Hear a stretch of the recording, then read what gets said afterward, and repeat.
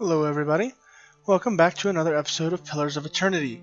So last time we got a new party member, she's right here, and Sagani is her name. She appears to be the same class as us, she has her little spirit animal or whatever. I realize it has been a while since we have even done any sort of upkeep on our characters, so I kind of want to do that real quick. We're nowhere close to leveling up. I don't think. No, nobody's close to leveling up. So let's go to the inventory though, and let's just make sure we have the best things equipped. You know, he has on heavy armor. Does 10. Okay.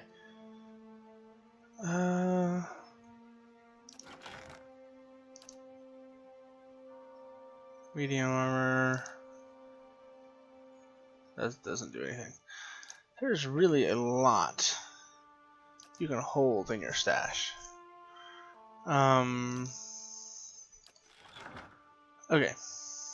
So I think we are maxed out for the most part. What is this? Light armor. Wow. It's nothing. Okay. I got a lot of medium armor. That is for sure. What can I do with this? Can I equip it? I can equip a pet spider, so we're gonna equip that. I wonder if it does anything. Ooh, who knows? We'll see. Let's throw this down here in quick items. Special minor regeneration. Minor recovery. Okay. Aloth has on medium armor, unique. Okay, this is unique. We don't really want to take it away. Does he have on shoes? No, he doesn't. Boots of evasion. So let's give him that. Let's give him this is 11 to 16 pierce damage. Okay, so let's put this down here. Let's give him a shield as well. Actually, what does Sagani have? She has nothing, so she does have that. Let's give her some medium armor. Oh wait, she has on armor. What does it do? DR7, DR6. We'll leave that on her. A helm, put that on her. She looks really weird with it. She dual wields. That's kind of cool.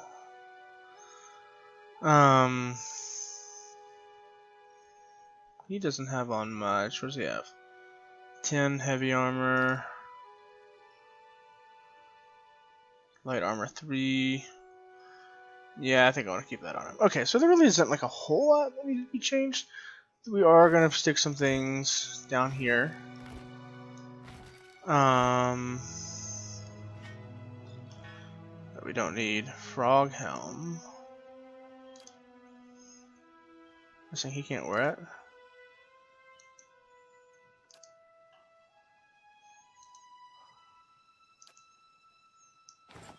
It looks cooler. No, we're gonna go with this. Okay, we'll put this down here. Rapier will go down here. Okay, we're gonna swap this out for that. This can go down here. All this armor. So maybe next town we can get to, we can sell this stuff, get some gold.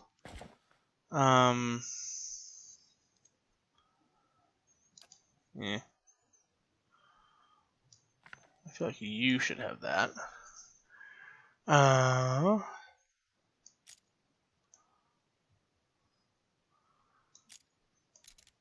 What was this? Okay. Alright, so I feel like that's enough upkeep. I would really like to go back and fight some of these other things in this area. Nice and quiet. But I am concerned about the fact that there's no health and no campfires to heal. So we're just going to keep moving. We're going to creep along. We're going to stay on the road. I know it's not fun. I would much prefer to explore. Like what is off the beaten path right there. A little spider friend over there is pretty cool.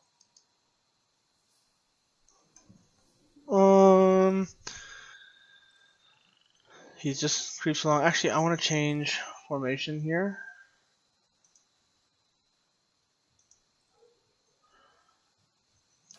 Let's see.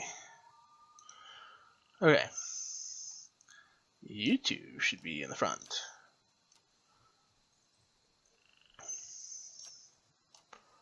Okay. What we're going to do...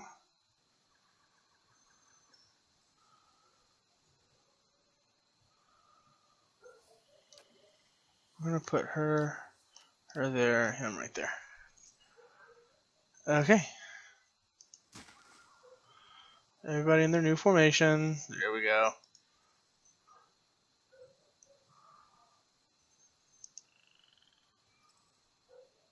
Just creeping along.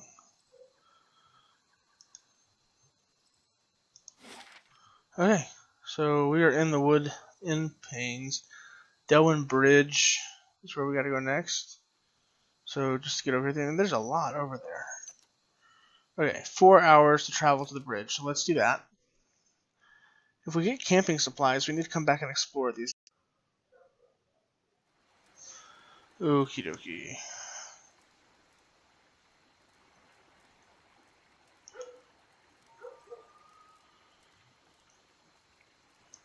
Come on. I'm gonna turn on fast mode because. Whoa! No reason to sneak now, is there?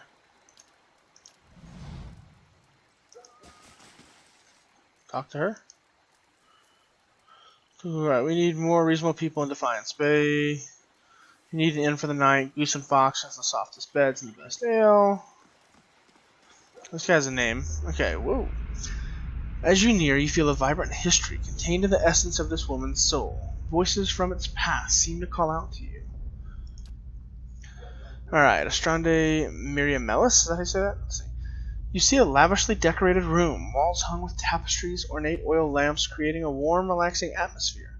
There are several overstuffed couches covered with silk pillows and an elegant table in the middle of the floor. This woman is seated at the table, sitting across from another woman. They are both well dressed, their style befitting the room they're in. The other woman's hair is blonde, in stark contrast to this woman's black, and is swept up in her head in a dramatic style. The women speak in an easy, free tone, obviously familiar with one another. Though they seem to be comfortable in the other's company, a strange nervousness surrounds the blonde woman's actions. She occasionally betrays herself with a little giggle or stammer, hitching over an easy word as she speaks. Her demeanor swings from friendly to shy and back again with no warning. The woman leans back a little in her chair, stretching lightly as she finishes her stretch. She gently lays her hand next to the other woman's hand, letting their fingers subtly intertwine. The second woman stops speaking mid-sentence, inhales sharply, and turns red. She does not, however, move her hand. The woman smiles and moves her hand further over the other, holding it. She then stands, moving around the table toward the blonde woman, whose face shows conflicting emotions of terror and lust. She giggles and pulls her hand out from under the other and brings it to her mouth, the red of her face deepening. The woman stops, looking down at her, eyes sparkling. She reaches out and pulls something from the blonde's hair, letting it fall around her shoulders. Then she leans over, brushing her lips lightly over the blonde woman's neck, resting her mouth against her ear. As she whispers, her hand moves lively down the other woman's body to her waist. The blonde shudders and leans into the hand, eyes closing, cheeks pressing against the lips still whispering at her ear. This woman's hands deftly remove a small bag from the other woman's belt and secrets it under her own cloak at the small of her back. Then she gently kisses the other woman's cheek and stands again, the smile never leaving her mouth. Wow, that was interesting. Okay, Craddock Bridgman. As you near, you feel a vibrant history contained in the essence of this man's soul. Voices from its past seem to call out to you. Alright, we got another one.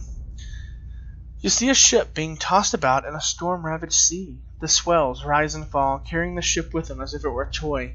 This man stands on deck at the helm of the ship, while the water whips around him. The crew moves about frantically, trying to keep the chaos under control. He barks orders at them, pointing where to go and giving each one a task. The men, while still visibly distressed, seem to calm down when they are given their orders. He instructs the helmsman to resume his duties at the wheel and rushes to the aid of the crewman, who is struggling with a rope attached to one of the sails. The ship crests a wave, almost going vertical in one direction and then immediately again in the other. Several of the crew are thrown from their feet, sliding from the deck as it rocks. After the swell passes and the ship returns to a relatively normal orientation, the man quickly scans the deck, counting silently. No one has been lost this time, thankfully. He looks in the direction they're headed. Seeing no reprieve from the storm in sight, his jaw squared and his upper lip stiffened, he returns to the helm and takes the wheel again. Alright. Learning about people and their past. Commoner. Have you been to the expedition hall yet? You might find your type of work there. Got a name, let's talk to him. Zoran Zenas Kavak. As you near, you feel a vibrant history, blah blah blah, he has a soul. Okay, reach out for the soul. You see a flurry of matted white hair and an incandescent freeze-fire staff before you see the man, cold and wild. He chews a wizened apple slowly, discharging spell after spell into the jumble of villagers screeching their way towards him. Cold flame vents from his nose, and apple seeds shoot out the side of his mouth as he saunters forward, ignoring arrows and curses alike. A deliberate twist of his staff and a bullet of force glides through the torso of one assailant and another. A roar blisters his throat as he launches himself into their midst, tearing into their essence with his staff. A pleading hand reaches towards him and quickly falls, ignored. Silence takes hold as the tattered man gathers his prize, a basket of fresh pears. He hums as he eats. That dude's violent. Name, commoner. We're gonna ignore them. Commoner.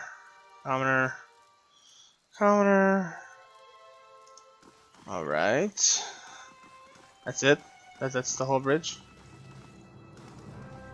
Welcome to Defiance Bay, but watch yourself in the city, understand?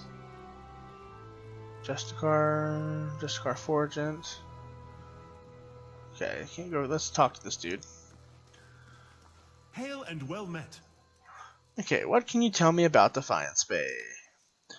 Sorry, but I don't have time right now. It sounds like the dozens crackpot Rowan is stirring up trouble again. He jerks his head at the gate. He'd be all too happy to give you a rundown of the city, liberally flavored with dozens propaganda, of course. I'm looking for the Temple of Wodaka? He scratches his beard. Not sure why you'd want to go there, he shrugs. It's in First Fires if you really want to see it. Okay, you seem to be on edge. What's the problem? Thousands of them, the truth be told. We've got refugees coming in from all parts, under some misguided notion that things are actually better here, that the legacy somehow passed us over. So they show up with no prospects and little money, just end up making a worse mess of things. He looks you up and down. No offense. Right, well, a Justicar is judgmental. He grunts and he looks at you. Good luck. Okay. Go to Temple of Wodaka. Okay, that's just updating now. Alrighty, so let's go into the city. So First Fires is where I need to go, but apparently Copper Lane is the only place I can go. So Copper Lane it is. Oh, so I don't necessarily think that's a bad thing. Defiance Bay, the city at the heart of the Deerwoods Revolution, now seems on the brink of another. Refugees line the streets, homeless and hungry, displaced by Whitewind's legacy, hoping for relief within the city walls, and finding none. Dissidents congregate to protest and to heckle, calling for an end to animancy and the ouster of their duke. The city's militiamen cast fearful looks as they patrol the streets, their hands trembling at the hilts of their weapons. The capital of a country that had not long ago incinerated a god now appears to be a spark away from sharing the deity's fate. Alrighty. So it is still nighttime. Does the map actually show us anything ahead of time? Oh, okay, it's already opened. Goose and Fox is an inn, so we'll for sure need to go there and buy supplies. Marketplace. Expedition Hall gives you quests.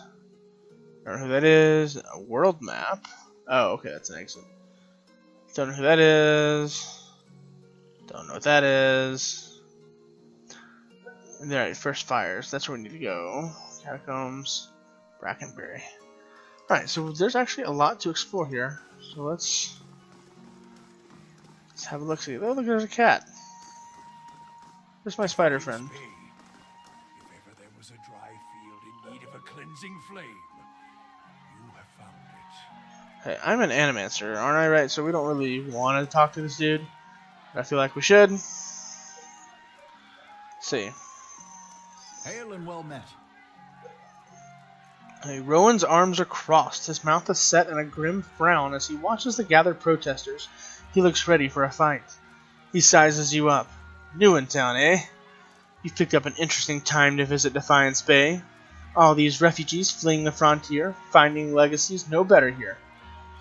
It's the Animancers. Vagrants scorch 'em, and they nest in this city like rats. You mark my words, though. Us dozens are going to put a stop to it. Tell me about the dozens. He taps his chest. We're an organization of interested citizens who want to free Defiance Bay from the dangerous influence of Animancers and the tyranny of the aristocrats who support them. We also consider ourselves a militia of sorts, seeing as the Crucible Knights are little more than a flock of preening nobles in training these days. His eyes gleam. We're always looking to expand. The more people see things our way, the better for the state of the country. You have any interest in hearing more, stop by Admiston sometime. The Expedition Hall. A lot of free thinkers in there. Can set straight all the nonsense the nobles and the Animancers want you to believe. Might even be some paid work there for motivated types. Okay, so yeah. He's a bit extreme. He gestures at the crowd, which buzzes with angry chatter, trying to get folk to see reason why we're in the midst of a crisis, and instead of purging the nefarious forces from our city, the Duke is granting Animancers dangerous liberties. What do you know about Animancy? It's the study and manipulation of essence, which any sane person will tell you is the purview of the gods. The Durans at least had the sense to outlaw it, which is the only good thing you can say about them. It's not like magic, chanting, or the soul readings those ciphers do. It's been around since ancient Ingwithan times, which is why you'll see Animancers tinkering with old Ingwithan artifacts. Kana raises a fist to cough discreetly into it. Half-truths all. But he's an enthusiastic performer, I'll give him that. Rowan shakes his head. Trouble is, the Animancers got no idea what half those artifacts actually do. Not that they'll admit it. Aloth, our emphatic friend is correct about one thing, at least. Yeah, okay. I really like this dude. Let's have a look at a map. Is there anything worth looking at over here? No. The Arlo spider friend is slow.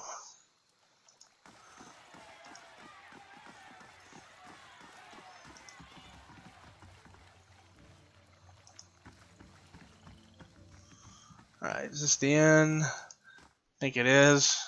So what we're gonna go in here, we're gonna get some campfire, we're gonna pay to rest. All that money. We're gonna talk to folks too. Okay, you Bishop. Hail and well met. The man behind the bar is nearly the size of an Amala.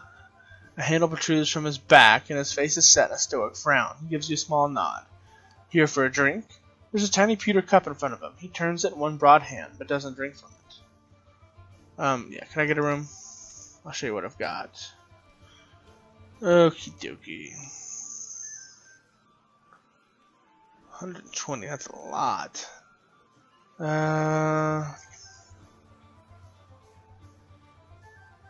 Man, this place is expensive.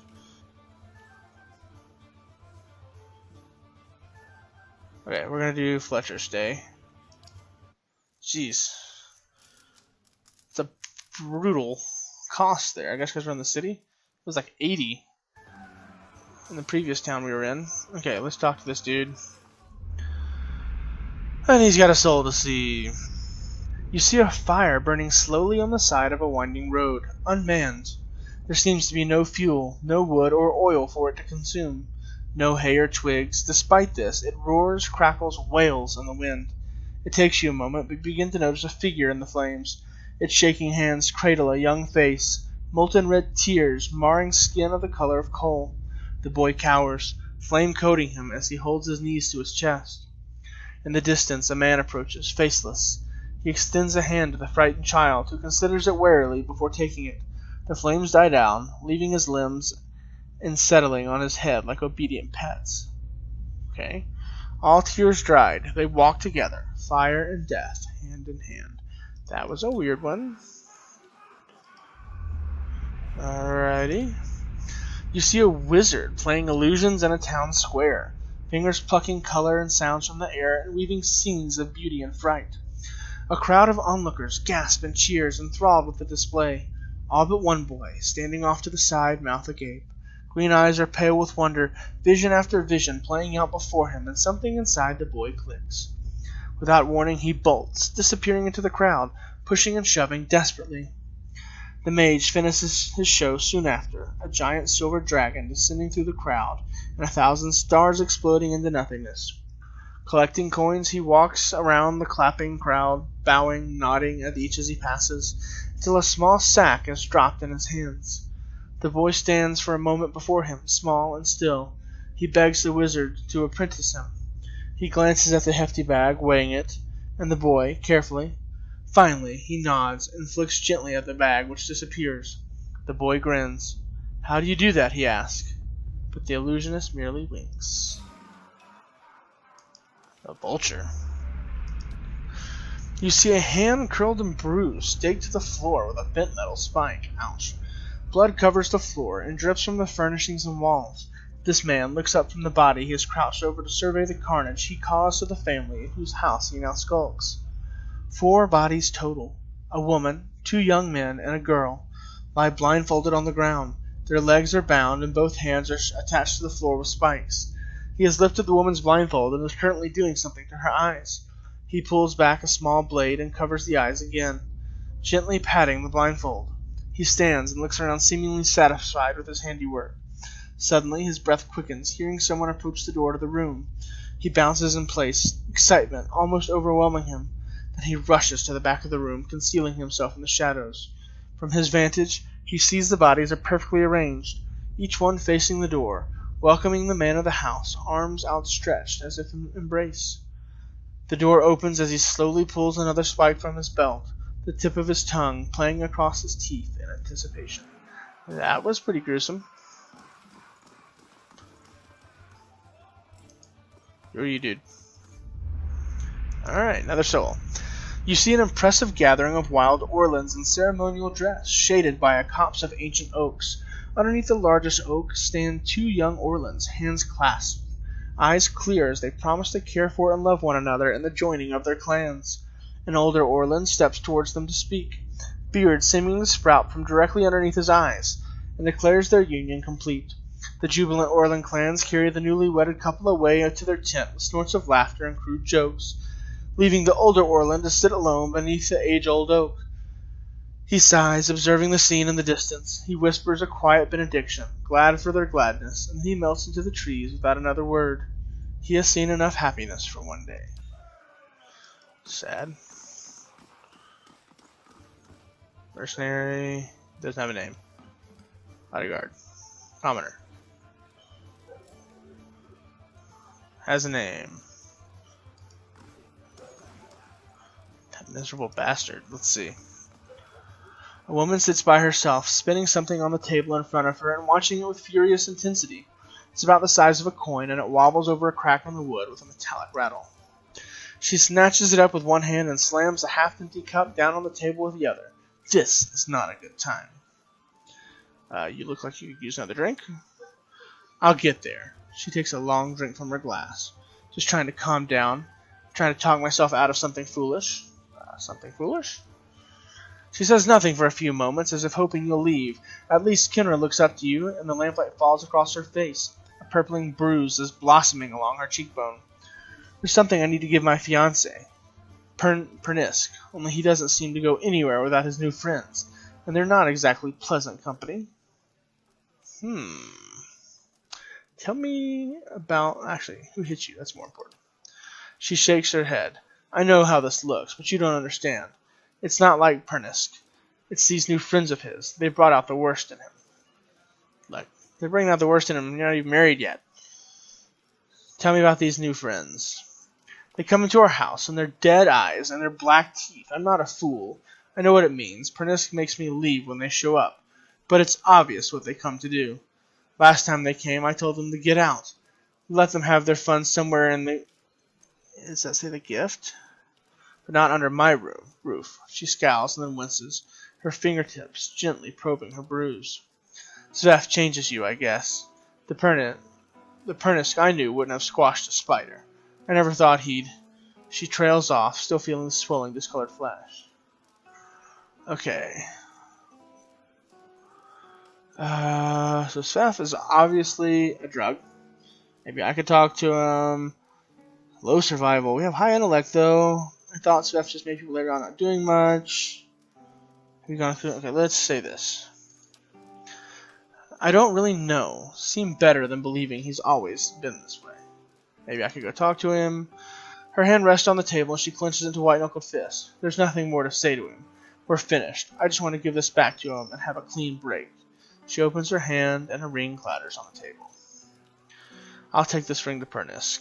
Oh, it was his grandmother's, even after this. I don't have the heart to sell it off. But if I go back there myself, I know what'll happen. I'll lose my temper and I'll probably wind up with another one of these. She points to her bruise. The house is just north of here. Just please don't hurt him. As furious as I am, I don't want that on my conscience. Okay. What is this? A dragon is outlined in charcoal pencil. I think jagged lines and faint smell of sulfur suggest that the artist completed this sketch in a hurry. Cliff Dragon, White March, 2685.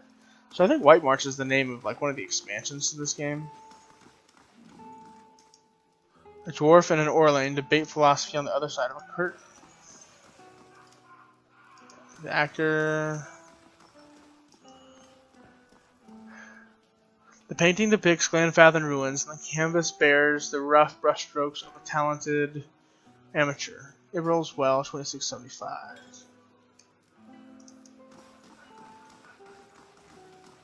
Oh, he's got a name.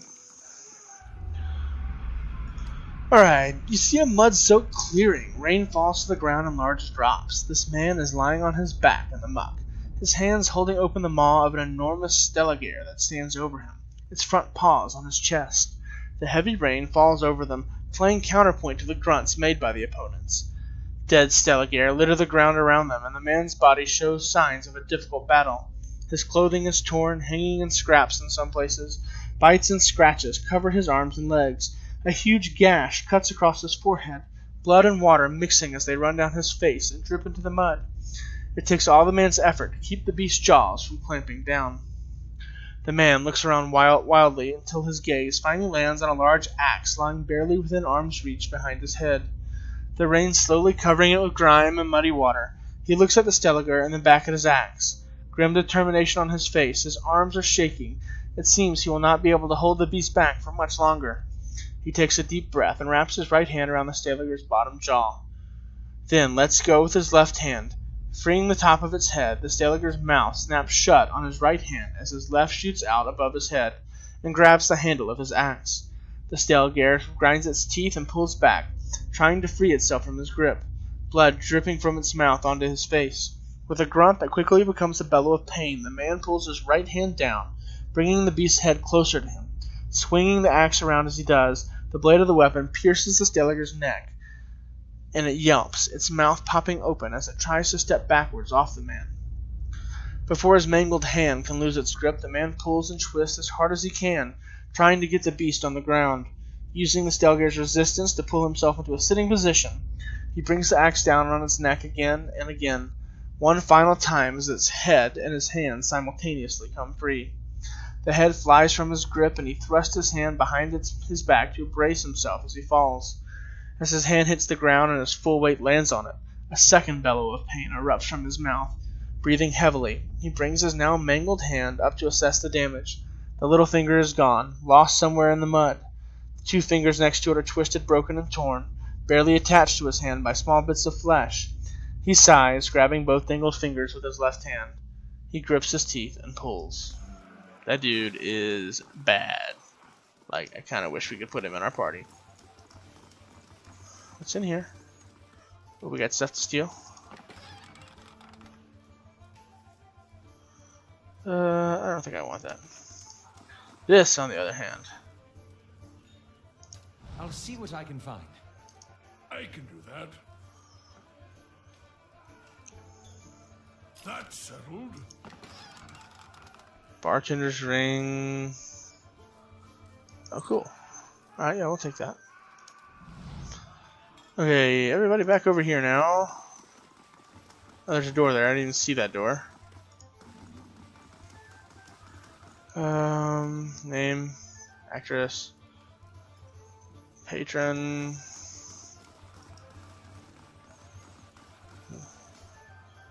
Okay, what is this? The Stalger's pelt, a stick with dust and moss. The plaque below the beast reads, Maiden Falls, 2682. What's it? I can't really tell what it looks like. A wolf of some kind, maybe? Anything else worth it? Ooh. We're not going to steal all that's over there. Alright, let's see what this guy's story is. You see a half-consumed ale slosh its way across the distance to his mouth, spilling across the stains of food long past. Glazed eyes glance at the brawl across the room, gaining fervor as the fight extends through the room. Another ale. He murmurs to the bartender, downing his drink and turning towards the wall. He pulls a picture from his pocket, a painting of a young child, all brown hair and green eyes, and holds it above the candle. It does not burn. Alas, later he begins to sing, the bar a mess of broken chairs and wounded pride, and they all listen for a moment before continuing their drinks. Sveff. Conversations. His ache is felt through the room. His sad story reminds them of their sad stories. When he finishes singing, a silence hangs in the air, palpable among the smoke and the sweat of the yeasty smell of beer-infused exhalation. He is the first to break the silence, ordering a round of ale for the room. The general din of conversation sparks and resumes, but the mirth is now tempered with far-off memories and thoughts. Alright, so not a whole lot accomplished this episode, but we did get a lot of lore. Once we get upstairs, I'm going to go ahead and stop here, and we'll pick up next time. So we are rested, we have health, we still don't have campfire supplies. That's got to be a priority for us. But yeah, as always, guys, I appreciate you tuning in. And do me a favor, hit the like button. It helps me out. And I'll see you guys next time. Thanks. Bye.